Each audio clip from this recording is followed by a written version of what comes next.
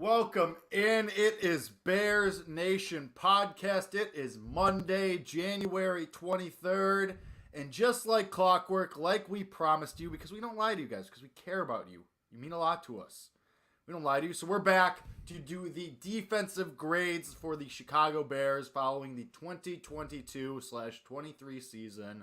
Myself and Kevin Lapka, we did offensive grades last week. We're going to do defensive this week, and then we're also going to do a draft of off-season moves. We're just going to do 5, do it snake style. I'll give Kevin the first overall pick because I already know what he's going to do. So we'll do that, but first we are going to do the defensive grades, which we'll get into in a second. But this is Bears Nation Podcast. Myself, Jake Hassan, joined as always by Kevin Lapka. Hey, buddy. What's up, man? How you doing? You have a good week? Exciting Great week for you? I mean, it's good. Monday, but... It is Monday. We got some boring NFL games. That wasn't very fun. Meaningless. Yeah, they didn't mean much. Yeah. Well, they meant a lot, but they were boring. I don't know. I didn't enjoy watching any of those games, really. Did you? Chiefs Jaguars was good. It was okay. It was okay. I mean, Mahomes got hurt. I won't pretend my full attention was on it, but... Yeah. I don't know. Bears would have won if they played this weekend. I thought you were going to laugh. Yeah, I thought that was good. What did you say? I might have missed it. I said I won't pretend my full attention was on it. But There you go. But yeah, I mean, Eagles-Giants was an absolute blowout. That was nothing right from the jump. I thought Chiefs-Jaguars was a decent game. I mean, the Sunday games, for the most part, Bills-Bengals was decent. It wasn't what we thought it was going to be, but it was a decent game. And then, I mean, Cowboys-Niners was just a rock fight. Like, that was just gross. But yeah, I mean, they were mostly gross games. I mean, with the biggest blowout being Eagles-Giants, obviously, which we all knew what was going to happen. But this is an NFL Nation podcast, Kevin. This is Bears Nation podcast. And as such, we will get into some Bear-specific stuff. I know everyone was enthralled with our Kevin Warren discussion last week. We will not be running that back. We're going to get right into it, right into the defensive grades. And do we want to include Matt Eberflus in this again? No. No, right? Okay. So we'll go right to Alan Williams, the defensive coordinator who he brought with him from Indianapolis, who was supposed to start the beginnings of this scheme and of this switch and rebuilding the Bears defense and rebuilding the legendary Bears defense, because that's what you're known for here in Chicago is the defense, obviously. And then Roquan Smith gets traded, Robert Quinn gets traded, guys get hurt in and out of the lineup, Eddie Jackson goes on IR, Kyler Gordon misses a couple games, Jaquan Brisker missed a couple games, in and out. But regardless, I think Alan Williams gets a D+ for me. I'll give him credit for the work he was able to do with Jack Sanborn, most notably, bring him from an undrafted free agent to likely your starter that you feel good about starting next year, as well as Jaquan Brisker obviously becoming a potential star in the making. A lot of that is his own talent and his own work that he puts in, but I think the coaches get a little bit of credit for that. And then I will give him a little bit of credit for Kyler Gordon's progression as the year went on. Kyler Gordon did get better, so I think there's a little bit of credit for that. But for the most part, I mean, just the defensive line, it's hard to see past that. It was just an absolute mess all year, and really why your defense was not good all year. Because as Matt Eberflus said in his first day in Chicago, the defensive line, we're in the trenches, that's where everything is. The 3 technique is the motor, and you got nothing. All up and down the defensive line, you got nothing all year. And it was a really bad performance. So D+, borderline C- for me from Alan Williams, just because of the little silver linings that you. That's unfair to me, though. That's because that's out of his hands. How can you really evaluate Alan Williams? Did you at any point? Because here's the thing about last year, right? There were a number of times last year where you had the talent on defense, and that was unquestioned. But we were very critical of Sean Desai's usage of the defense and the play calling and the packages, right, in certain situations. Sure. And that was really, really prevalent for a majority of the season. And there was no excuses for Sean Desai at the time. I mean, it wasn't the most talented defense, but it was good enough. They should have been better than what they were last year. Sure. But this year, I didn't really have any serious gripes or issues with the way Alan Williams was calling defensive packages in certain situations, or the way that they were trying to scheme defenses against some of the best players in the league.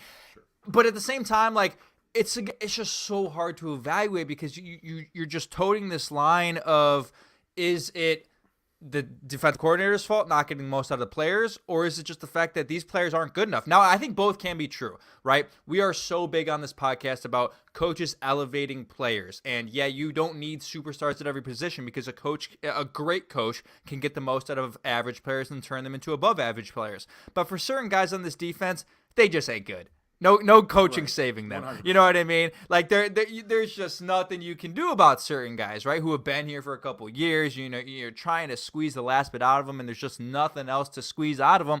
That's the case for a lot of these guys. And at the same time, you know, this wasn't the plan for the defense to start the year. They had this idea that they were going to get Larry Ogunjobi, that they were going to at least do something to try to make this defensive front, specifically in the trenches, a little bit better. That fell through sort of out of their hands. Alan Williams really was thrust into this with a bunch of young talent on the defense, a bunch of guys that former 5th rounders, former 6th rounders, former undrafted players that he has to turn into a serviceable defense. And Shane M does make a good point. If you remember, and this season felt so long and up and down, and there were so many factors that you forget this, the defense was good for the first couple of weeks. I mean, they weren't winning. I mean, they were winning games. You know, they shut down the Patriots in Foxborough. They obviously shut down the 49ers in the monsoon. And, you know, the 49ers are a completely different team now with Brock Purdy and Christian McCaffrey. But and on dry land. Yeah. Well, sure. Not out but at sea. The Bears were able to put up 19 points. Why couldn't the 49ers, right? You know what I mean? Like, they did a good job early in the year, is the crevice of this point. So I'm going to give Sean Desai like a C+ for that, just because I think it's too did I say Sean Desai? Sorry. Alan Williams, a C+, just because I think it's too difficult to determine what his doing was with this defense. But you do talk about the positives in Jack Sanborn and the rookies, and really throughout the course of the season, the development of Kyler Gordon from week 1 to what now week 18, where he's intercepting both Josh Allen and Jalen Hurts. Apparently anyone can intercept Josh Allen, though. I don't know what was going on with him past couple weeks of the season in the playoffs. But I'll give Alan Williams a C+.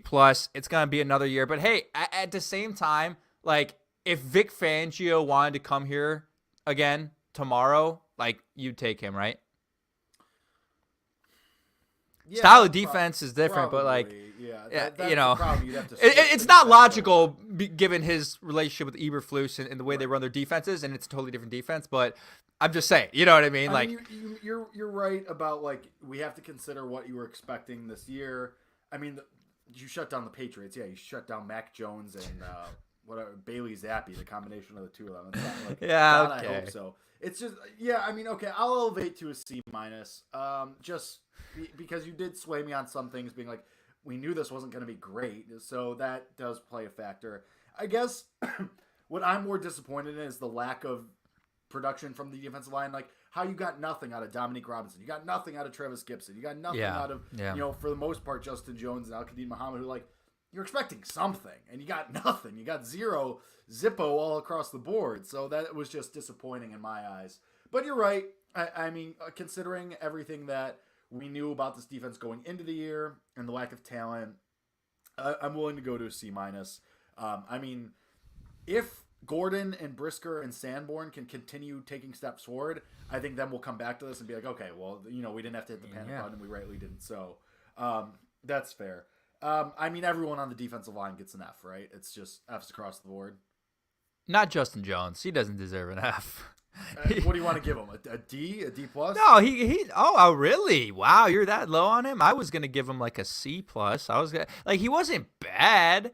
He wasn't bad. I mean, look, and here's the thing that we should do for a lot of these players, Jake. Actually, realistically, which of these guys are going to be cap casualties come the offseason? At least the guys who are on multi-year contracts. Because I was looking at this, as you know, we're going to do this snake draft for free agency signings a little bit later in the show. That's going to be interesting. I was looking at it.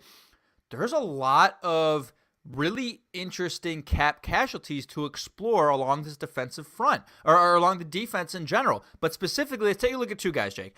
You know, I assume you're going to grade Al-Qadim Muhammad an F. You just said you're grading the whole defensive line. You're giving him an F, right? Yeah, fine. I'll give Justin Jones a D+. Like, it's nothingness. It's like, it's just underwhelming completely. Sure, it doesn't move the needle. He doesn't move the needle for this defense, right? Now, the only reason why I would say, hey, maybe you have to retain him is because you're at this point where you just need fresh bodies, you need warm bodies, you need somebody. You know what I mean? Like if you got rid of Justin Jones, a player who's fine, you replace him with either a rookie or another. You probably just get another guy of his age and his talent. You know what I mean? If you replace him with Jalen Carter, well, sure. In the event that, yeah, sure. But if you approach free agency, now he would be a post. He would be a post June 1st cut anyway. So, everything would play out and then you could cut him afterwards. You could see what you do in the draft and free agency, and let all that play out. But here, let's take a look at Al-Qadim Muhammad first. All right. I want to read this out to you because this is fascinating to me. His dead cap, if he were cut, is only $500,000. And his cap hit is $4,500,000. You save $4 million in cap space in 2023 by cutting him, and his dead cap is only $500,000. That is a no-brainer. It doesn't matter if he's a post June 1st cut or pre-June 1st cut. It's the same.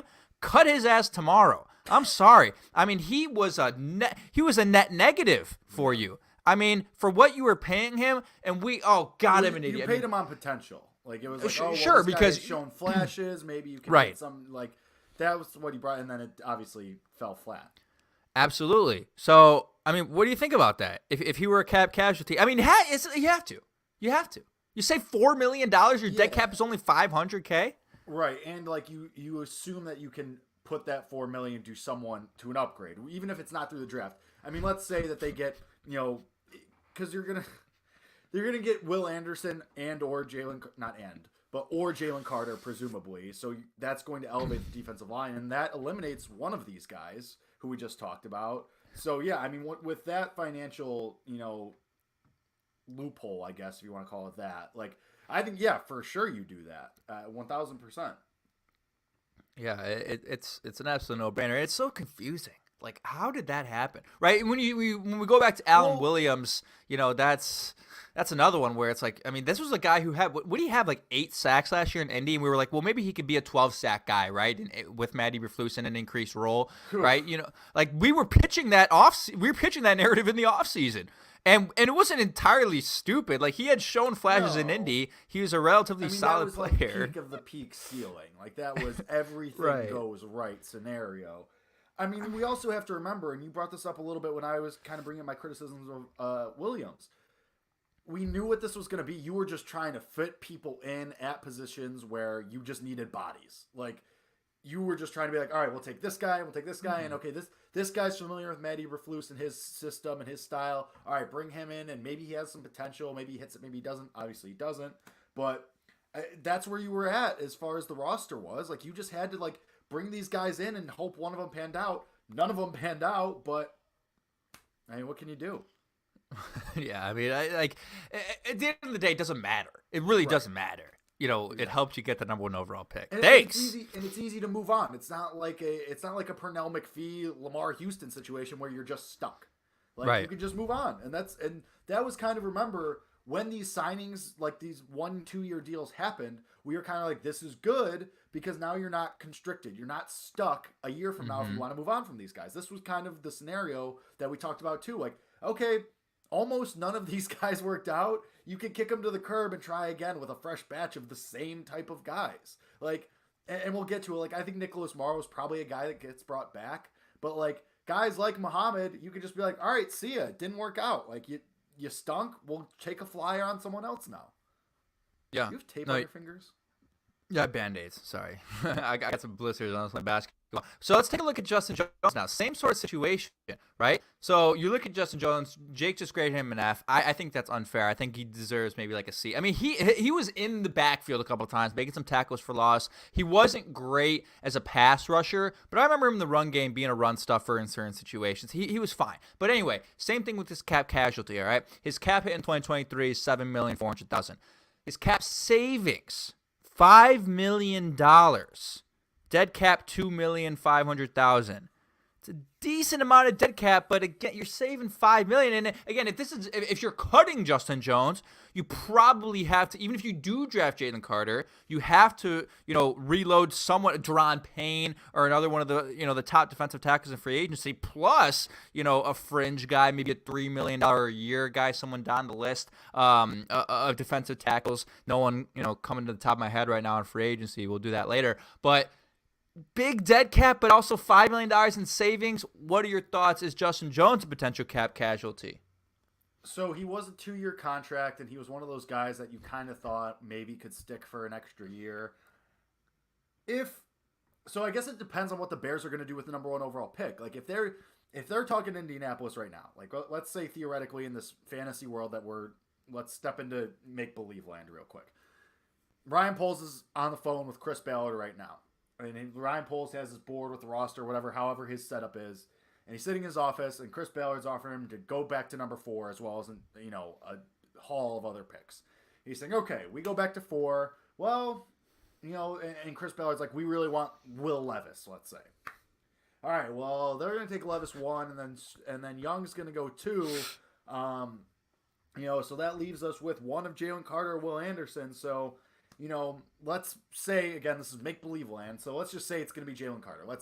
Since it's fantasy land, let's say it's 100% going to be Jalen Carter there. That might make it easier to be like, okay, Justin Jones, thanks for everything, but let's take this $5 million with the $4 million we're saving from Khalid Muhammad or however the financials were. You're saving almost $10 million. And so, all right, we'll take that because we're going to get this game wrecker in the draft at the top of the draft who we really like, and we're going to move on from you two, and we're going to take that $10 million and we're going to give it to Orlando Brown Jr. instead. Then that's fine. But at this point in the season, obviously we can't know what's going on there. So I think it depends on what the plan is going to be with that. Like if you do that, you have to have a plan with that money. Because if you go into next season with the minimum amount of money that you need to field an NFL roster by the rules in place by the NFL, like then everyone's going to be like, well, what the hell? Like why? I get wanting to clear space for rookies, but you still need warm bodies on the roster. Right. So if you have a plan for that money and you're saying, okay, we're going to take Jalen Carter at 4, theoretically, or even at 1, I don't know.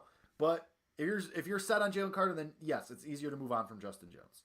Or if you're going to get Anderson and move on from most of the defensive edge guys.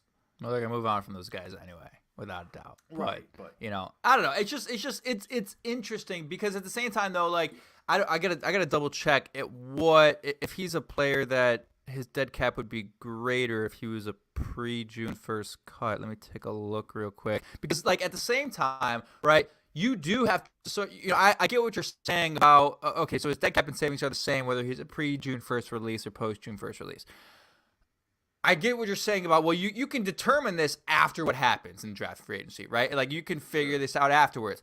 But if you're talking about these savings and you're talking about having a strategy, you probably want to know that, like, if you were to cut Justin Jones, that dictates the way you approach the draft, right? That dictates whether you take Jalen Carter or Will Anderson, maybe. That dictates how you draft in the later rounds. That dictates how you spend in free agency, who you spend your top dollar on. Do you spend your top dollar on Deron Payne, or do you spend your top dollar on an edge rusher or someone else, or Orlando Brown, right? Like, in a lot of situations, the luxury that the Bears have is they can do both. If you want to spend top dollar on Orlando Brown Jr. and Deron Payne, you have the flexibility financially to do that. But I think you probably want to have this strategy. So, I mean, I don't know. We'll see. But it's a possibility. Anyway, I'm giving him a C+. It doesn't really matter. I mean, I don't know. Like, if he's here, fine. Like, I'm not going to be upset if Justin Jones is here. I'm not. Like, but it just doesn't move the needle. Like, I don't think he makes you a better football team by that large of a margin. But anyway, let's move on with our grades here. I mean, I guess we'll do Dominic Robinson because he's the most prevalent. He started hot week 1, comes out like a bullet, and is wrecking the game against the 49ers. A big part of the reason that arguably you won that game in the first place. Everyone's like, oh, the Bears got a steal, 5th round. He's already making impact plays. Here we go. They got someone on the edge. Great. Let's do it. And then he disappears and doesn't even get a quarterback hit for about 10 weeks. If not more. I don't remember exactly, but he disappeared completely. And I know he's a 5th round pick, and he always was projected as to be a project. Correct. He was a guy that positions. He was a guy that had to get bigger, get faster, work with the coaches. And so I can't give him a failing grade because he was a 5th round rookie. If we're going off expectation and then projection, I mean, I guess I'll give him a C-. Like, that week 1 game is doing a lot of heavy lifting there, but you kind of saw what he could be. Like, even if he's just that from that game, like, if he's 80% of the production in the week 1 game against the Niners, for a 5th round pick, you're taking that 100%, 100 times out of 100. So I guess I'll give him a C-. Like, just barely scrapes into the C category, but it's, for the most part, a disappointment, I guess. He's flashed a little bit again at the end of the season. So it's that middle period where he was just completely a non-factor is what's troubling for me. Yeah, again, see the unfortunate reality of it is him playing so well in that first game just immediately raised the floor for the expectations for him, when all along this was a player who really wasn't supposed to be much of a factor at 2023 at all, right? I mean, we did a breakdown video of him, and people really enjoyed that one because we were talking about what this guy can be in the future after a full year of development and playing the position after being a wide receiver and two years ago and at Miami of Ohio. Like, this is a guy from a small MAC school who's now coming to the NFL, playing a different position, who needs to, put on a little bit, probably a little more weight. I don't know. He's got an off season to do it. So I'm not, we could grade. I'll grade him a C- for the year, but potential for me is still at like a B-. Like, his potential to be an impact player. He's not going to be great. He's not going to be Khalil Mack. He's not going to be Micah Parsons, but he could be an impact player for you, a guy who can slot in when your premier edge rusher, whoever that may be in the future, is tired, throwing Dominique Robinson and see if he can, wreak a little bit of havoc and wear down that, offensive line because of how quick he is. So I just think it's unfortunate that people started to generate unrealistic expectations for what he was supposed to be during the year because of how well he played earlier in the year. So when he saw that decline in his play, people generally were ready to give up on him, when we have to remember all along the plan was for him not to even be on the field this much, right? I mean, that's the other thing. Like, I do believe that development by trial is the greatest form of development, right? Like, being out there and getting the reps is the best way that you can develop as a player, and playing against, top players in the league is the best way that you're going to learn and get better at the game. But this was a guy who was, supposed to be in the depth chart behind Travis Gibson, behind Al-Qadim Muhammad, behind all these different guys. And, everyone on the line just played bad enough or was hurt where it was like, dude, you're a starter now. Like, this 5th round rookie who was a wide receiver 2 years ago is now a starting defensive end in the NFL. Like, that was not supposed to happen. So I'll give him, again, a C- for the year, but the potential for me remains there. It's going to be a critical offseason for him, and see if he can develop and put on the right weight, and just turn into hopefully a force at defensive end. So I don't know. I hope he's still out there for Dominique. Imagine if his week 1, production had happened in the last week of the season. We'd be like, hell yeah, you got a guy now. Exactly. Like, it's just, like you said, the floor was raised too high too early, probably, when it comes to him. All right, moving on to, I dropped my pen. Moving on to the counterpart to Dominic Robinson on the opposite end, Travis Gibson. I mean, a guy who we've been saying breakout offseason, pivotal offseason for 2-3 years now. I mean, seemingly his whole career has been, all right, here it is. All right, the breakout's coming. All right, Travis Gibson, a lot of potential. I mean, D-. It just was nothing. Yeah, I mean, it was just not good. I mean, he's just been a guy where you've been banking on his potential year after year, and it just never comes through. Yeah, it's just unfortunate. Again, Travis was a 5th rounder, pick 155. I think a lot of times we'll get into situations where we start to we have hope, right? And this happens all the time. You have hope for all these guys. You see the flash. Right. You see the flash one time, you're like, Travis Gibson, 5th rounder. He might be that late round steal, that the coveted Ryan Pace late round steal. It's not gonna work out every time. It probably only does work out like 35% of the time. I mean, it's not often. If that, it's not often that you find a guy who is consistently starting and playing well as a 5th rounder in the NFL for years, right? I mean, that's why Braxton Jones has been so valuable and graded so highly for us this year. So I think you just reached a point with him where he just didn't figure it out, right? He had 3 sacks this year. He had less sacks than Jaquan Brisker. He had 17 tackles. Well, I mean, that goes for most of the defensive line. It goes for the entire defensive line. Jaquan Brisker was the sack leader for your Chicago Bears in 2022. Unbelievable. Safety. Reminder. Safety. Safety, exactly. And I got to double check. I mean, Travis is a free agent, I believe now. So he's going to be. Yeah. And even if he's not, he's gone. I mean, you're not keeping Travis Gibson around. Let's see. I mean, it doesn't cost you anything anyway. But he is not a free agent. He is a free agent next year. His cap hit is $1 million this year. If you were to cut him, your dead cap is $81,000. Your cap savings is $1 million. So they're gonna cut him. Goodbye, Travis Gibson. You had a good career. No, you didn't have a good career, but that's okay. Thanks for the memories. Thanks for the memories, Travis Gibson. And hey, Pierre Matt makes a good point. Why the hell did they release Roy Robertson Harris a couple years ago? I mean, he's been great with Jacksonville. Great. I mean, it just added to the list of things that the past regime, of guys that have been let go or guys that have just been allowed to walk or guys that you've whiffed on. Obviously, a lot of social media memes today have been, remember when Ryan Pace took Adam Shaheen in the second round and George Kittle went in the fourth round?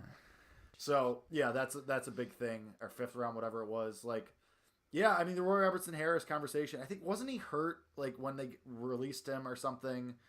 It was weird. It was bizarre, I remember, but whatever. Yeah, I mean, that sucks, obviously. But who knows if this new regime would have evaluated him that way? Like, there's no guarantee they would have kept him, you know? So it's truth to that, too. You get into the whataboutisms and the what-if game, and then that's just a really dark path when it comes to the Chicago Bears. So we're not going to do that.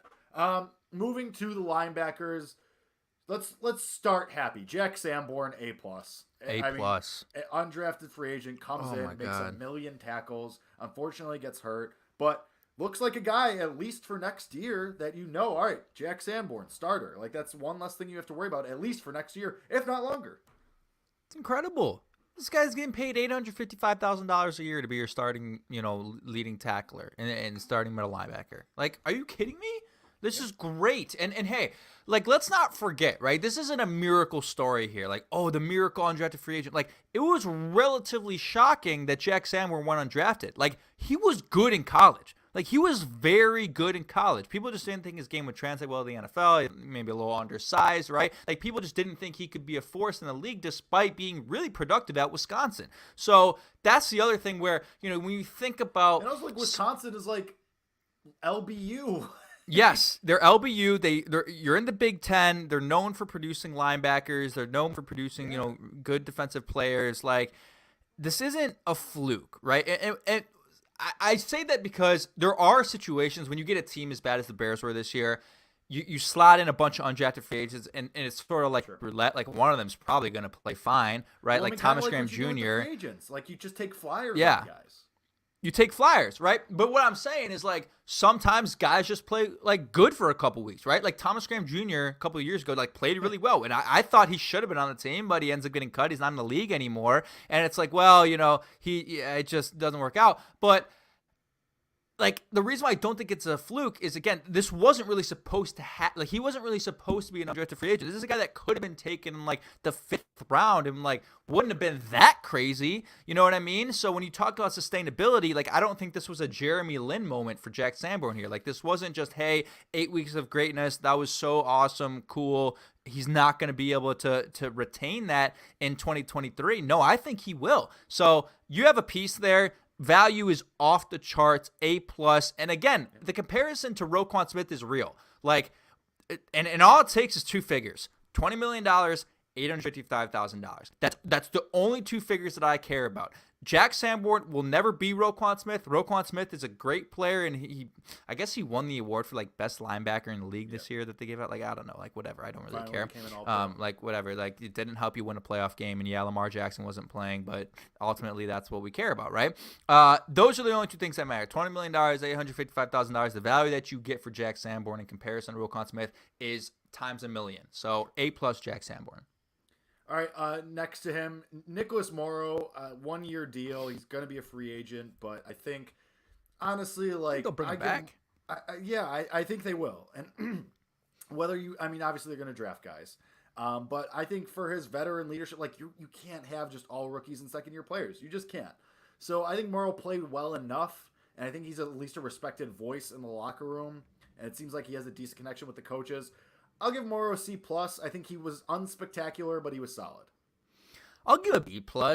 I mean, maybe B plus is a little lofty. Let's go That B. seems a little aggressive. Let's go B. I had B written down. Sorry, I misspoke. C plus isn't bad. Like again, you think about game-changing plays. You think about takeaways. I don't think he might have had one interception this year, if I'm not mistaken. But you don't, other than maybe that, you don't think about many other plays. He did have one interception, but 0 sacks, 0 forced fumbles. 83 tackles, tied for 17th in the league. Not bad as far as getting to the football and making plays. He had 11 in one game against the Eagles. He was fine, right? He was fine. Right. That's right. But he was solid but unspectacular. Yeah, but like again, when you talk about guys for next year, I will take for the amount of holes that you have to fill defensively. I'll take a guy who's solid but unspectacular. And again, you never know if another year in the defense, a little more development. Nicholas Morrow's how old? I mean, he can't. He's 27, right? He's not. Wow. He's on the right side of 30, right? So or that's not how you say it. He's a couple. Yeah. No, you're yeah. He's on the right side of 30. Yeah. Yeah. Okay. Right side of 30. You bring him back on another 1-year deal, or you know what? Hey, thanks, 2-year deal. I don't care. Sure. Again, I'm fine with that. So he doesn't. He's not a detriment to the team. Right, he's 100%. Cheap, 100%. And that's a guy that was here this year too for as many rookies as you're expecting to bring in, especially if you get like 3-4 more draft picks in this class alone when you trade the number 1 overall pick. Like you're going to need guys like Morrow who've been around and know the ropes and can kind of lead some of these guys. So yeah, I think. I'm going to stick with a C+, solid but unspectacular. I think he will be back. I'm going to lump Matt Adams and Joe Thomas in together because they didn't play that much. They were rotational guys. I get same thing, solid C+. They did their job. They did what you asked of them. They were thrust into starting roles by the end of the season. C+, thanks. If you want to reward them with a contract for next year to be depth, that's fine. I won't be upset about it. Oh, I mean, I think the thing that stood out about those guys is they played so freaking hard the entire year. Like there were a couple times where it was just like boom, like Matt Adams is lighting something, Joe Thomas is lighting somebody up. We kind of talked about where those are guys who are trying to earn a next contract. So and it showed at times. Right. One of them should be retained. I don't have a preference. I got to go back and watch who I like more, I guess. Right. No, I'm not going to go back and watch Matt Adams and Joe Thomas highlights. But, also, productive on special teams. I don't know if I mentioned that already. They're flying around a little bit. It is a big thing. So I'll bring one in the back. I'll give them both, a C. That's fine. Yeah. They for the role that they again were thrust into, they filled in just fine. That was not a weakness of the team. The linebacker's not a weakness of the team. Moving into the secondary, which was largely the strength of this defense when everyone was healthy. We'll start with Jalen Johnson. I mean, I'm going to be honest. I have to go with a C- for him. Wow, what? Just for this. I dropped my pen again. Just for, availability is a skill. Availability is a skill. And, Jalen Johnson. He didn't miss that many games. But he finished the year not on IR. Right. He missed most of the end of the season. And he was in and out. He missed a couple games here, and then he came back, and then he got injured, and then he finished the season on IR. So availability is a skill to me. I still think he's good. I still think he can be a good player. I think he's going to be good next year. I'm not saying ship him off. I still think he's going to be an above average player for sure. He's going to get a contract extension, no? I mean, you would think so. There's a chance he just plays it out, though, because, I could see Ryan Poles trying to lowball him for the injury. You weren't exactly wrong. We might have to knock this number down a little bit. So we'll see what happens. I give him a C- for this season. I still think there's a ton of potential there. I still think he can still be one of those island corners for you. But for this season, he was a C-. Availability is a skill at a certain point. Yeah, you're right. The greatest ability is availability. You know what I mean? And especially in this league, when guys are going down so much, and you know the impact of injuries on a bunch of teams around the league, it's important, right? And he's had injuries. I mean, if I'm not mistaken, he's been injured in his career. Yeah. A little bit, right? He played 13 games in 2020, 15 in 2021, 11 in 2022. So he's never played a full season, but he also hasn't missed a ton of games. You know what I mean? He's missed at least 2 games each year, but it's sort of it's probably sort of a concern. It's something to just keep your eye on. And maybe that is the thing that holds him back from the contract extension. Maybe it is. I mean, I'm forgetting this season was such a jumble. What did he go out with? What was the injury that he had to send an IR? quad or something. So Is lower it like leg, soft yeah. tissue, something like that? Because it think it was seems like he quad. does deal with a lot of like quad, hamstring, like Yeah. a lot of soft tissue muscle injuries that, those are the types of things that concern you, ligaments and like if he's breaking bones, fine, the bone heals, all right, you're ready for next, you know what I mean? But it's like everyone remembers Alshon Jeffrey. Okay, he's out with a hamstring now. Okay, he's out with a quad. Those types of things do concern you when you think about the longevity and when you think about, okay, if you're giving him a contract extension, it's probably 3 to 4 years and you expect that guy to be healthy every single game and to be your, all pro Bowl cornerback, which he can be. I mean, Jalen Johnson has the ability to, I don't know. I don't know if he'll ever be an all-pro just because I don't think he's ever going to get you 5 interceptions in a year. He's never going to get you 6 interceptions. He's never going to get you those numbers that pop out when you look at guys who make, those types of lists and get those accolades. But he's so valuable to that defense, I think, and he almost always neutralizes a guy from the field.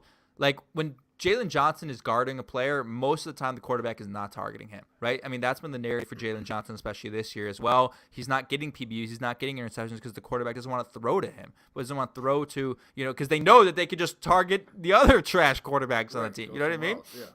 So, we'll see what happens. Actually, that's a good point. Like, say the Bears do sign James Bradbury and then they have Kyler Gordon. Like, at some point, they're going to have to throw to Jalen Johnson. I'll be interested to see what happens if he starts to get targeted more often. I mean, we saw what happened against A.J. Brown, where he locked up Brown for like the first half, and then Jalen Hurts was just putting balls right in the breadbasket. I mean, there was And also nothing. A.J. Brown's really good. Yeah, also A.J. Brown's one of the top receivers in the league, so it's like, but you're in a division with Amon-Ra St. Brown and Justin Jefferson. Like, you're seeing these guys twice a year. Jameson Williams coming up, too, with the Lions is nothing to joke about. So, Shane Emson's cough, Kindervilder. Yeah, exactly. Like, there's other guys that they could throw at. But I think C- is bogus. I mean, I'll give him a B+. I mean, he played well when he was on the field. I mean, the injury concern I is think you're bogus, valid, but get the fuck out of here. I don't know. Just was your best defensive player after Jaquan Brisker. Well, yeah, I mean, that's just me being Anyway, but so what was I going to do? Okay, Kyler Gordon. This is a lot of projection for next year, and what happens with him is like he missed some games and he started the year really slow, but then he started to come together and he started to come through and he started to kind of come into his own. And I think for next year, you're really encouraged by how he ended the year. And looking forward, I think you're really encouraged by what Kyler Gordon showed at the end of the year. So I realized I didn't give a grade there. I'll give him a B-. Okay. I think the injuries were a little concerning, the time he missed, and the slow start obviously can't be ignored, but he finished strong enough for me where I still feel pretty strongly that he'll be at least solid, if not better than, above average. Correct. I also had B-. Same grade. How about that? Look at us. Agreed. I think the key thing for me is the development that I saw throughout the year. I mean, Kyler Gordon was not good earlier in the year. He was struggling, and he was, thrust in the spotlight, and he was getting targeted, and teams were exposing him, and teams were having no issues throwing at Kyler Gordon. They were saying, here we go, we're going at him every single time, and, he really struggled. I mean, he struggled a lot in man. His tackling was always good throughout the year, but when he was put on an island in the slot with, talented receivers, it was a struggle for him. It was a struggle. So, but he showed his ability throughout the year, beginning and end, to make plays, intercepting again both Jalen Hurts and Josh Allen, intercepting Bailey Zappi in that Patriots game on that route where he jumped it and read it really well. I think he's a smart player, and the most important thing for me is like this guy is a freaking athlete. Like he fits this defense when it comes to making plays, getting takeaways, finding a way to always be by the football, knocking it out. Like him and Jalen Johnson are going to be the cornerstones of this defense for the next 4 years. Like, I hope people understand that. Like, it's going to be, I think they're going to be good enough to where we're going to start thinking up nicknames for them too, right? Gordon and Brisker, we're going to be thinking up some sort of nicknames for those guys because they're your young guys who, again, you're not paying a ton of money. They're your 2 second rounders. They're supposed to be pretty good. Both of them could have been first rounders, right? First round talents, we said,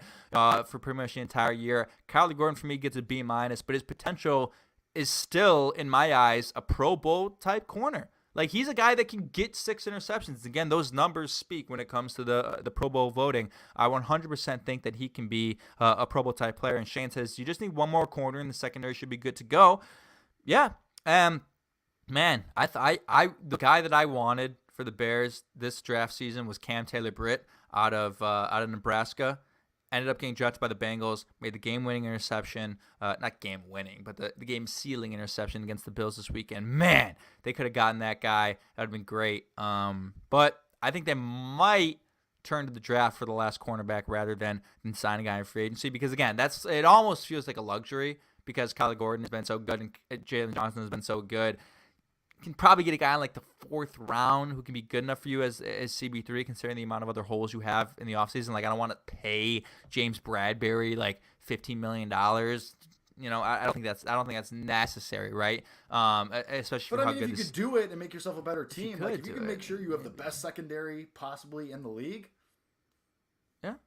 I mean, are we going to be mad? You have the money. I'm not going to be mad. Multiple times. Yeah, I'm not going to be mad. I don't know. Yeah, we'll explore it. Hey, we'll see where we go with that in the snake draft. We'll see. All right, well, let's do we want to do the slot corners? No. They stunk. All right. Eddie Jackson, because we're both going to give Jaquan Brisker an A. Eddie Jackson, I struggle with this. Again, a guy that ended on IR. He's never going to live up to the money that you paid him. Like, that, it's just not going to. Like, he's not one of those top elite safeties. He's good, and I think he's not where we were a couple years ago, where it's like you got to cut him and save as much money as possible. I think he has a spot on the team, and I think you have to kind of balance those, you know. But the point being, I give Eddie Jackson, because I know I just did this whole thing with Jalen Johnson. I give Eddie Jackson a C+, and I give him the boost over Jalen Johnson because Eddie Jackson, I think, further entrenched himself as a guy that deserves a spot on a team and a guy who maybe isn't deserving of the whole contract that Ryan Pace gave him, but is still a guy who is solidly above average, can make, impact plays and be a ball hawk at times, maybe not all the time, but at times, and make the big play, at certain moments. So I give Eddie Jackson a C+. I'm excited to see him healthy next year. 100%. I'm going B-. I thought, again, it's hard to dock him with the injury. The injury history is also a little bit concerning for you with Eddie Jackson, maybe just a little bit. But the resurgence. Well, and again, the whole last week, right, Jake, you said, well, I need to do this off expectations. Again, the expectation for Eddie Jackson was we don't know if he can become even relatively close to what he was in 2018. What everyone wants Eddie Jackson to be was you're making game-winning pick sixes, you're impacting the game on almost every single play, right? With these takeaways and with just playing the center field role in that defense. And then when Jaquan Brisker was drafted, it was like, well, now Eddie can return to that form of being just the pure center fielder, being the roaming free safety on that defense, and being the ball hawk that he is. And for before he was injured, he was living up to that. He was top 5 in the NFL in takeaways, top 3. He led the NFL in takeaways for a couple of weeks, and then I think like Chauncey Gardner-Johnson started beating him. Then he went down with injury. He was on track to be a Pro Bowler before he got injured. He was the leading vote getter at the position before going down at the free safety position. So assuming he stays healthy, because IR players are ineligible to make the Pro Bowl, assuming he stays healthy, assuming he gets more interceptions, more highlight plays that are going viral on the internet, he probably, Jake, would have been a Pro Bowler. And if he was a Pro Bowler, he'd be the only Pro Bowler on your team. Easy A+ if he was a Pro Bowler, right? Like 100%. So I got to give him a B-. And the only thing docking him is the injury. Like, that's it. But if you were to grade him off the games that he played, I'd give him an A. I mean, the tackling was fine. It was better. It was better than last year. There were a couple times. And again, you just have to accept that Eddie Jackson's not the greatest tackler, right? You can't keep asking for him to be a great tackler. That's just not who he is. He has there are very few players in this league who are great at everything. And that's what makes those greatest players great. But when it comes to Eddie Jackson, he is a great center fielder. He's a great free safety as a ball hawker. As he knocks the football out, he finds a way to get your team the ball back. He's not a great tackler, okay? Well, guess what? Don't put him in the box. Don't put him in positions to be a tackler. And that's what Alan Williams and the defense did with Eddie Jackson in place. So I'm going to give him a B-. If he played a whole season, I think I would have given him an A based off of the production he had in the games that he played. That's fair. I mean, I think... Yeah, I mean, I don't have any problem with that, to be honest. There's no holes to poke really in that. I get your argument for sure. Yeah, I mean, I like Eddie Jackson too, man. He won the ball. They gave away that ball hawk award thing that Matty Bufus did. Which was kind of weird that he got that without because he finishing the season. I mean, I guess in a season where there weren't a lot of takeaways. I guess that's just and it's a boost for him too, I guess. All right, let's do Brisker really quick. I mean, I still think Scott's put in the chat that he still made too many rookie mistakes to get an A. I think he got an A just because wire to wire, he was awesome. He was the best defensive player, was he not? Yeah, I mean, I agree with that. And just from wire to wire, he was good. From game 1, to game 17, he was really good. And obviously, we all remember the interception against the Patriots, and he led the league in sacks. I definitely agree with, rookie mistakes. But are we not confident that those are gonna get ironed out? I don't think those are things that are going to come up again. I don't think that's what's going to, preclude him from being a star in this league. I think he's still gonna be really, really good. So I give it Brisker an A still. And I think the critical thing is when you think about those rookie mistakes, what were they? A lot of them, I think, were mental mistakes, right? Just little mental mistakes, just not understanding maybe where to be in on certain plays, right? Shooting the gap at the wrong time, cutting off a route, right? And those are things that are easier to be cleaned up than actual physical flaws in his game. This guy's just not physical enough. He's not fast enough. He's not a great tackler. He's not a great ball hawk, right? Those things are all for sure. He's a phenomenal tackler. He can play at any spot. He can play in the box. He can play back deep. He can get you takeaways. He can tackle really well. I already said that, right? The mental mistakes can be ironed out. Take Justin Fields for an example.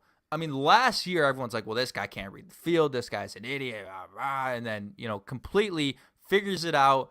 One off season, if he's smart enough to say, hey, if I'm just going to sit down, I'm going to do this work in the off season, I'm going to figure out where to be, I'm going to not make a single mistake mentally, then yeah, he can be an all-pro player. Jaquan Brisker can be an all-pro player. This guy is that good. He's really freaking good. He's going to get a contract extension after next year, I imagine, if he plays really well. Yeah, it'll be that soon, or actually that's too soon, unless he goes crazy. So I am all in on Jaquan Brisker. That guy is really freaking good. Let's see. Shane put his stats in the chat. 4 sacks, 5 tackles for loss, 1 interception, 1 fumble recovery, and 1 forced fumble. I mean, he's your do-it-all guy. Was your best player on defense. A for Jaquan Brisker. Again, second rounder, lived up to the potential, lived up to the expectations for me. I give him an A. Yeah, 100%. Same for me. All right, let's do this snake draft real quick of free agent moves that I don't want to go first. Can we flip a coin? I know what you're going to do anyway. But you don't know what I'm going to do. That's not what I'm going to do. You want me to go first? Sure. Well, so we'll do snake. So I go 1, then you get 2, then I get 2. Okay. Wait. So I get 2, 3, and then you get 4. And then I get 4, 5. Yes, correct. Yeah. Okay. I mean, it's a snake draft with 2 people. I can't be that. It can't be that hard, can it? All right. I mean, my first free agent move is going to be signing Orlando Brown Jr. Listen, I want to hear your explanation first because I don't like it anymore. What is the explanation that needs to be made? I don't know. I don't know. Top offensive lineman on the market. You have a hole all over the offensive line. Braxton Jones is not precluding me from signing Orlando Brown Jr. You just can't. You can't do that. You find another spot for Braxton Jones if that's the case. You move him to right tackle. I agree, but this isn't about Braxton Jones anymore for me. Did you watch that Jaguars-Chiefs game? He did not play one game. I know, Kevin. But this has been a thing. This has been a thing. He had a bad start to the year, and then he turned into he returned to being a top 3 left tackle in the league for the second half of the season. but I'm starting to get worried here that maybe his best days are behind him. And you don't know that for sure. But again, when you are talking about the most coveted player in free agency, going to cost you probably $18 to $20 million a year, something in that range, right? And he's already I believe he's gonna be 27. Yes, I'm not. Yes, you can afford it, but it's just because you afford it doesn't mean you neglect value. And I'm a little bit worried that he's not going to be worth that value for the next 4 years. Just from what I've seen, this year. Again, we are getting here. Like, this is a classic situation of getting caught up in a name, right? This guy has been a name for so many, right? He's had the production to back it up. No. Oh, he's had the production for years. But this year has been a little bit shaky. It's been a little bit too shaky for me to be like, if they were to sign Orlando Brown Jr., I'm a happy man. Don't get me wrong. I'm a happy man. That your team gets better with Orlando Brown Jr. Don't get me wrong. It gets better. But knowing how keen they are on value, I'm not sure he's going to be worth $80 million over the next 4 years, when at the end of that, he's going to be on the wrong side of 30. And not like it really matters. Not like it really matters. And yeah, it doesn't really matter at left tackle. But I'm just... Kevin, do we not agree that athletes generally enter their prime at 27, though? You're getting his most prime years, arguably. In what sports contract that is signed around this time in that 26, 27 range and goes into the 30s does end up right? Like, what percentage? It's not high. Like, if you're the Bears, this is a move you have to make. It's aggressive and it's poignant and it addresses a need immediately. Like, I'm okay.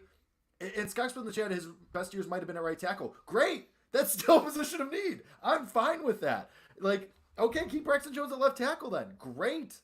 You'll figure something out, because he's a very, very talented tackle, and he's going to be the undisputed number one offensive lineman on the market this year. If you're a team in the Bears position with a young quarterback like Justin Fields, that's a move you got to make. Yeah, I don't know. I mean, I look, again, I'm a happy man if it happens. I'm just worried about if his best days are behind him, right? Because again, this does happen. Don't get me wrong. Like, this happens where, okay, top name, take Khalil Mack with the Chargers. And yeah, Khalil Mack's older, but top name, sign. He's just not the same player. He's not worth what they're paying him. He's just not. And there's no way to really know, right? I mean, like, Bears fans, when you watch Chiefs Bengals, watch like Orlando Brown Jr. every play. Like, when I'm watching the game, I'm not watching him. I can't tell you if he played a great game. I just know that he let up the pressure that led to the Mahomes injury. It seemed like he was in the the backfield, getting pressure a little bit more, more often than usual. I'm trying to look back at so right tackle with Baltimore in 2018, 2019, and 2020 when he was a Pro Bowler in 2019, 2020. So hey, that's a good point. If you pitch this narrative that, hey, he had his better years at right tackle, let's bring him in, move him to right tackle, keep Braxton Jones at left tackle, then I agree with you. Then I'm totally all in on yes, that is a consensus number one free agency, pick in the snake draft. So good point. I am Scott, our resident offensive line expert in the chat, bringing that up. He's always telling us, hey, this guy played left tackle in 2014 for the fucking Jaguars. Okay. And also, hey, the Chiefs connection was real for Byron Pringle and that signing. Sure. It might be real for Orlando Brown Jr. Most coveted guy ever, but what's that? I don't think Byron Pringle had, teams lining up outside his door. No, 100% not. But the Bears weren't the only team, I'm sure, to inquire. You know what I mean? So if, again, that just gives you leverage. If Orlando Brown Jr. were going to choose a different team, might as well go choose that relationship you already have with Ryan Poles when he was in Kansas City in 2021. So Jake goes Orlando Brown Jr. consensus number one overall. All right, go ahead and do Pollard and OBJ. Get it out of the way. No, see that? Wow. I wasn't going to do that. I wasn't going to do that, actually. Well, I don't think I was going to do Pollard. You threw me into a little bit of, I don't know. You got me in a bind here, right? Because you got me riled up. I wouldn't have done Pollard number one overall. I would not have done Pollard number one pick in the snake draft. But I will do him number two. I will do signing Tony Pollard as a number two pick in this snake draft. Again, I'm not going to reiterate it. He's a guy that can change the complexion of your offense. And here's the thing, right? People in the 6-7 the score chat today on Twitch were No, Pollard, he just broke his leg. No. That could be. This is good. That could knock This his price down. is You gotta make good. sure those, I get, but you do have to make sure those medicals come back clean. Yes, but here's the you gotta thing, be positive about that. If he had torn his ACL, I'd say you might want to stay away. Sure. He broke his fibula. Do you guys know anything about health? He's fine. You break your fibula, guess what? It heals and you're fine. If this was a ligament issue, a soft tissue issue, yeah, there's reason to be concerned. A clean break of the leg. Guess what? The bone heals. He's back just fine. There's no long-lasting effects of a broken bone in comparison to a ligament injury. He's going to be fine. And guess what? Because teams are stupid, they'll probably be worried about it. He's going to be cheaper. He's 100% going to be. He might be cheaper because of that injury. Like, this might work out perfectly for the Bears. You might get him for under $10 million. And this is a guy who is explosive. He can change the complexion of your offense. Think about Tony Pollard and Justin Fields in the background on zone reads and RPOs. Like, it's beautiful. I love it. So I'm going to go Tony Pollard number 2. Number 3, I'm kind of confused. To me, there's a significant drop-off after this. Like, I don't think, the free agency class, outside of Orlando Brown Jr.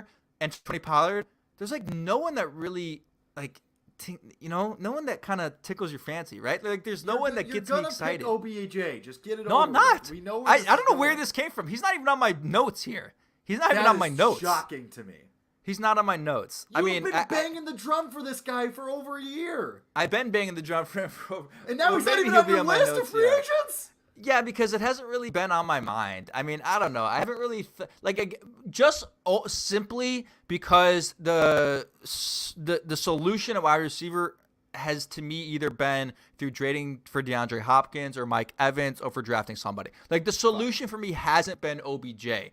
It hasn't been the viable solution for me. Plus, I just don't know where his head's at. It's just weird with his situation. I would love OBJ on the Bears, but if you're saying here are 3 options, draft Jackson Smith and Jigba, trade for DeAndre Hopkins or sign OBJ, you're taking Jackson Smith and Jigba or DeAndre Hopkins every single time. So he's just sort of low on the list of options for me. I'm going to go Daron Payne here. I'm going to go signing Daron Payne. That's a name that a lot of people have become, familiar with. He's now a Pro Bowl alternate. I believe he's replacing Aaron Donald, who opted out.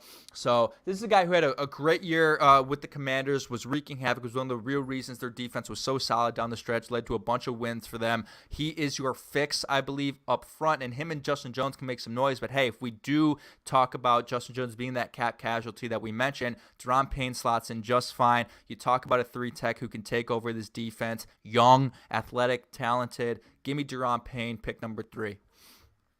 Okay. So that brings it back to me for my 2 picks. My second 4 or 5. and third picks to go. My first one is going to be Deion Bush. Right. Really? Hold on. Devin Bush. Deion Bush is a former safety of the Bears. Devin Bush. That's why I was like, I think. Hold on, I got crossed up here somewhere. Wait, really? Devin Bush. And, well, because here's why. I don't want to just make sure. No, you know what I'm thinking of? I'm thinking of Deion Jones. Okay. I'm thinking of Deion Jones. The I was going to say, linebacker Devin Bush is not that good. Yeah, no. I'm a moron. I'm talking about Deion Jones, linebacker from Cleveland. He's 28, and, Kevin, in 10 games, he had 39 tackles, 3 sacks, 3 QB hits, and 1 interception. We just talked about linebacker. We think Jack Sanborn is going to be a guy that can be solid and can make a bunch of tackles and can just, be super solid with a high floor. Jones, if he's healthy, is young enough where he can still be an impact player, and you're still getting a couple of years of his prime before it kind of starts to decline and for real. And in 10 games, they have, 3 sacks, 3 quarterback hits, and an interception, and almost 40 tackles. I think that's great production. If you think you can keep him healthy for a full season, I think that makes, the Bears at the second level even more stout. So my second one is going to be Deion Jones, a linebacker from Cleveland. And then my third one, I'm going to go back to offensive line just because it's such a position of need.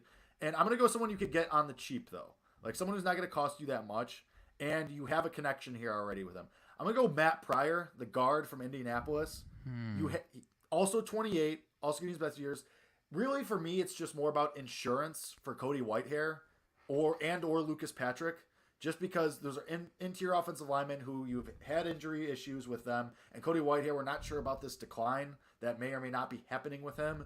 So I'll go Pryor. I don't think he's going to cost an extreme amount of money. He's young enough. You have the connection with Matty Eberflus. I'll go Matt Pryor as my third. It's not bad. That's a name that I was considering, but that offensive line in Indy was so bad. It was so bad this year. So I would have to go back and watch how. There's more insurance on my part. Sure, but and here's the thing. Actually, you raised a good point. Again, this is the player I had written down as a potential cap casualty, Cody Whitehair. Right. So you take a look at his 2023 cap savings, Jake. $10 million. Dead cap of $4 million. Okay, 2024 dead cap of $4 million. So you're carrying that dead cap over in 2024. But you might cut Cody Whitehair. I mean, he's getting older. He's less athletic now. He's he's been unhealthy. You might cut Cody Whitehair if you're looking at $10 million in 2023 cap savings. It's interesting to look at. It's very interesting to look at. I'm gonna go here. Ooh, where am I going to go? Should I go linebacker or should I go tackle first? I probably need to find... I haven't picked anyone on the offensive line. I probably should do that. Underrated name here. Seumalo.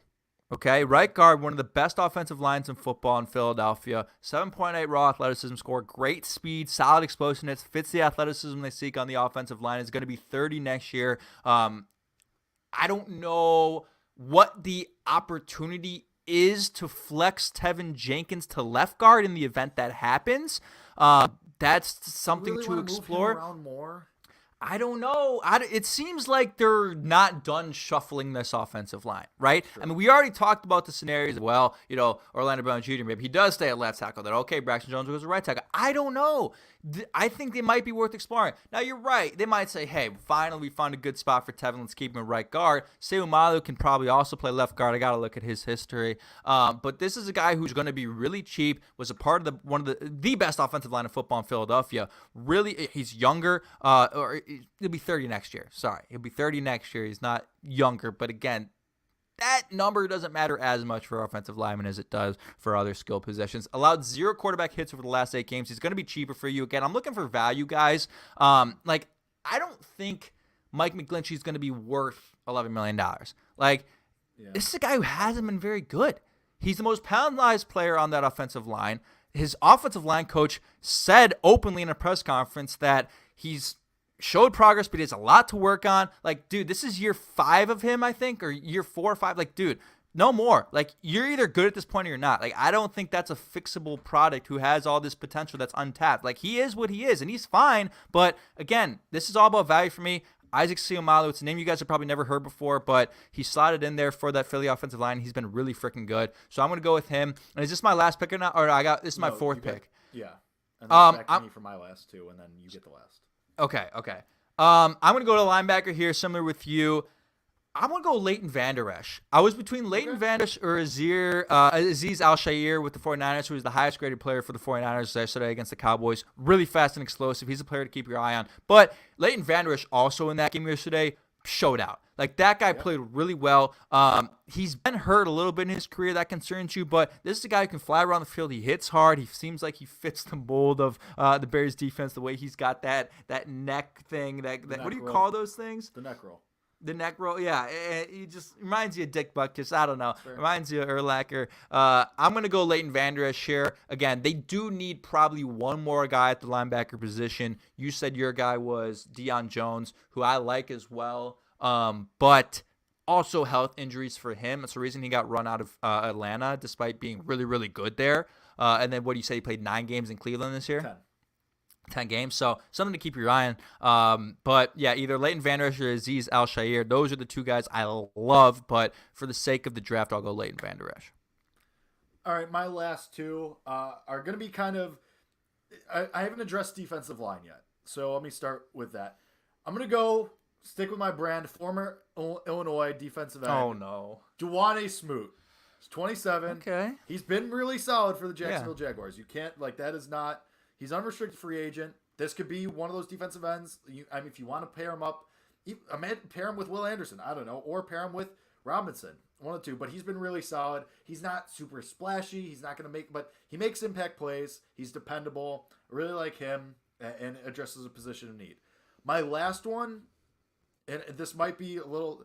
It helps you poach from an interdivisional rival, and also could kick the offense up into another gear.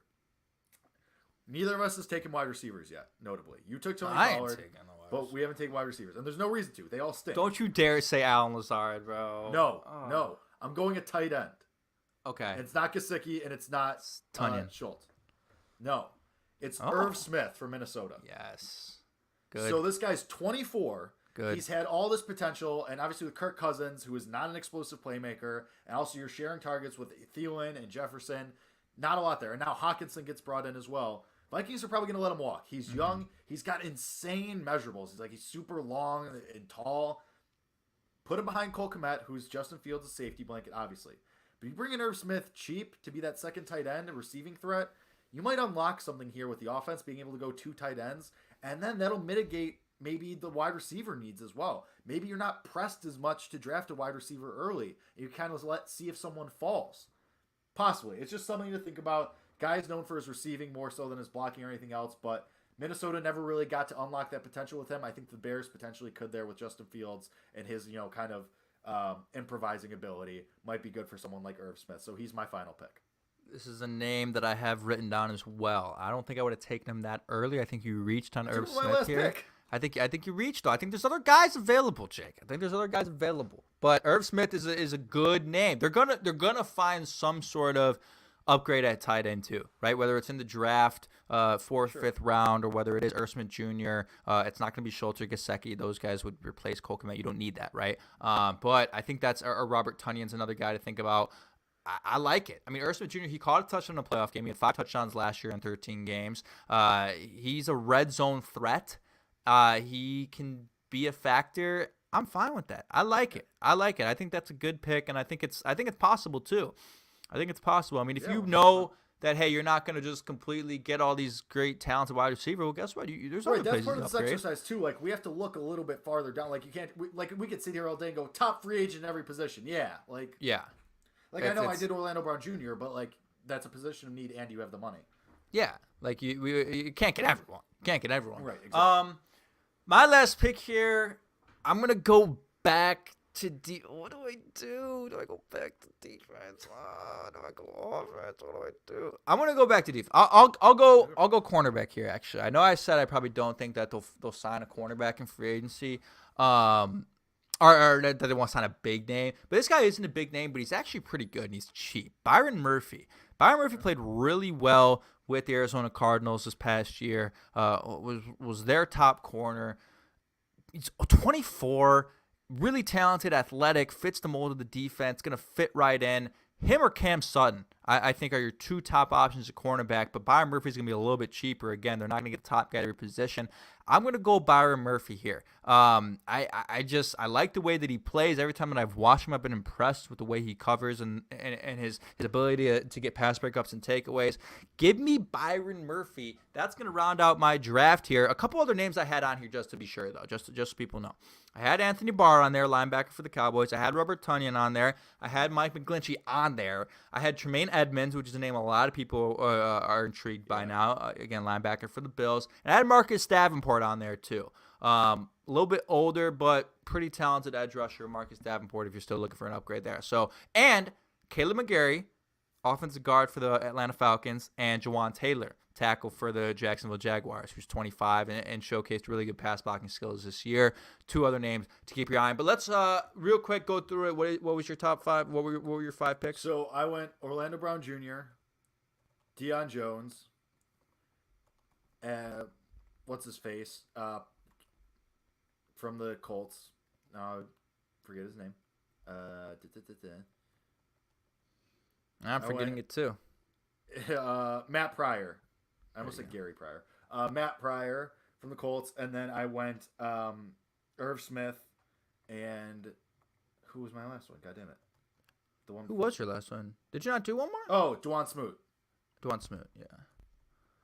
Okay, I had Tony Pollard, Deron Payne, Isaac Seumalo, Leighton Vander Esch, and Byron Murphy. Let us know what you guys think of these picks on our Twitter, on our Instagram, at Bears Nation Pod. Look at that. Look at that plug for the socials. TikTok, Bears Nation Pod. We're not good at that. We got to do better.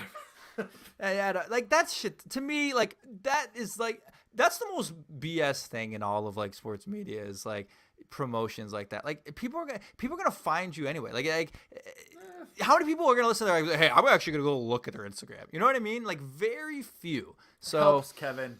It helps. Does it? I don't know. I don't know.